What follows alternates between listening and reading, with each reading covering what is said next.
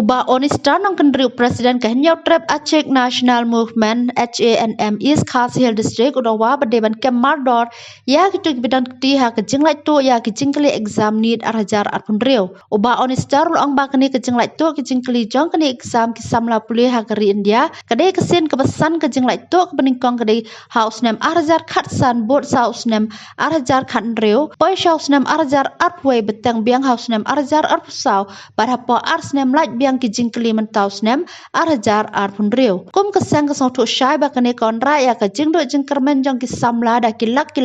kiwatho ya kene ke exam ha kari India barok kawai da ke jingtho bakidan ke jing angnot banlik puli doktor hendrai kene ke jinglek to kijingkli kalalong kumbethe peja ya kisamla ki bala trishtam ban penkre ban tho ya kene ke exam need. Kesang kedawa bak sarkar India ke dewan pak ke mardor ya ki bedan kiti ha kene ke kam ya barok kito ki bala syak no namar kane kala pendukha mensin ya kisamla ki bala penkre shisha ya la die khana wakin yo ban puli doktor khamtam ha kane ke jalla ka bedang duna shibon ki doktor ha ki jaka ajing sumar kumban penken ma baya kane ke exam ha keleng keri India la pelong ha ka lai tri jemang arhajar arpondre badda ki spangut ki samla na ka jalla ki betho ya kane ke exam da ka jing angnot bikin yo ban pul lek puli doktor ban syakri ya ki pai ba ha ki lat ajing sumar ha ka kot ka khia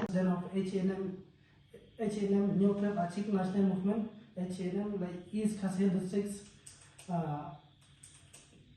as we see the whole country happen that is about the UGC exam need of 2026 is like leak the question paper. It's not just this 2026, it's about from 2015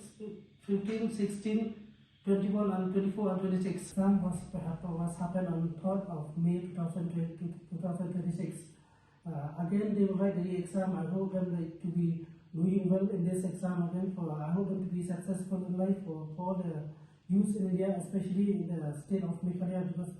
we have less the doctor in PHC, in the CAC, in the hospital, even especially in rural area. It's like it was a big problem for the state of Meghalaya. Till now, we have very less doctor.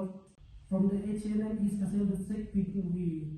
we demand immediately to arrest this corporate